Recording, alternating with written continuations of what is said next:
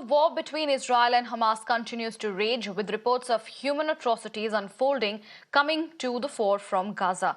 In a fresh retribution, Israeli airstrikes have claimed around 51 lives, and as per the Palestinian Ministry of Health, now stepping up its offensive against Gaza, Israel has formed an emergency government and war cabinet in the wake of the Hamas attacks that has claimed over 1,200 lives.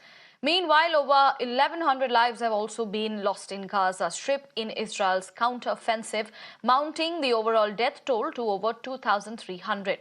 Horrific details of the Hamas onslaught are also emerging from the border areas. A spokesperson for Israeli Prime Minister Benjamin Netanyahu alleged that the babies and the toddlers were found with their heads decapitated, at this point in time, and also a charge that Hamas has denied. Hamas and Israel both are planning to escalate the offensive since yesterday. Gaza's only power station is out of fuel, pushing the open-air prison in darkness. Meanwhile, even as US continues to warn, the war is only intensifying further, with Lebanon's Iran-backed Hezbollah group entering the war against Israel. Attempts to safeguard the Indians who are caught in the crossfire of Israel-Hamas war. The Indian government has launched Operation Ajay to facilitate the return of its citizens, those who are stranded in Israel at this time of war. Minister of External Affairs S. Shankar, in a tweet, has said that a special charter flight have been set up for the return of the Indians who wish to return, and the Indian embassy in Israel has already emailed the first lot of registered Indian citizens for the special flight today. Well, let me tell you, around 18,000 Indians reportedly stay in Israel, and the MEA has set up a round-the-clock control room in Delhi and a separate emergency helpline in Tel Aviv and Ramallah to monitor the situation and assist the Indians. Well, Embassy of India in Tel Aviv has set up a 24-hour emergency helpline to assist the Indian citizens. So these are the steps being taken by the Indian government. The first flight to take off today to bring back the stranded Indians in Israel. And this is to facilitate the return from the war-hit Israel at this point in time.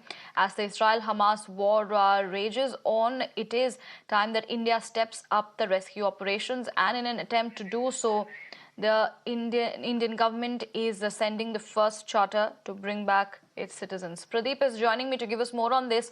Pradeep, we know how the situation is growing tense in Israel with each passing day, and in an attempt to safeguard the Indians who are caught in the crossfire of the war, the Indian government has launched Operation Ajay to facilitate the return of its citizens.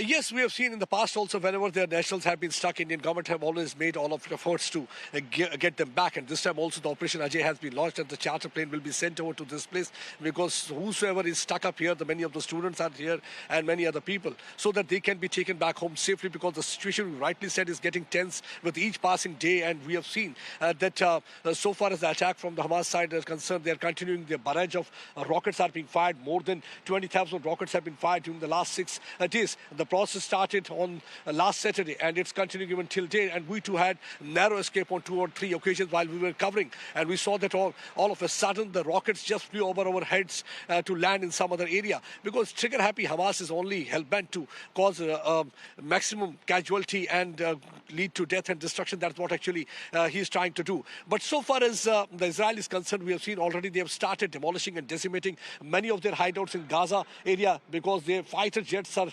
hovering over the Gaza skies. They are bombarding that area. Many of the buildings have already been flattened, because Benjamin Netanyahu, the Prime Minister of Israel, has already made it clear that Hamas is another ISIS and they are going to crush them. They are not going to leave till this outfit is completely dismantled and crushed. That's what actually they have decided to, how they can avenge the casualty that has taken place ever since Hamas people have attacked. But yes, the government of India, in the past also we have seen, just a few days back, they had issued an advisory asking people to stay in touch with their embassy. They've issued the helpline number also. Through helpline numbers, they can stay in touch with the people there on the ground. We spoke to some of the students also. They said yes, during the time of difficulties, they were getting call from the embassy people also. So embassy is also trying to do everything, whatever they can, to ensure that the Indians are safe. But so far, the good news is that all the Indians are here are safe. Maximum Indian community members we had been interacting with, they're all very happy with the kind of the support they're getting from the government side, because this is what actually the people are looking for whenever they are in crisis hours.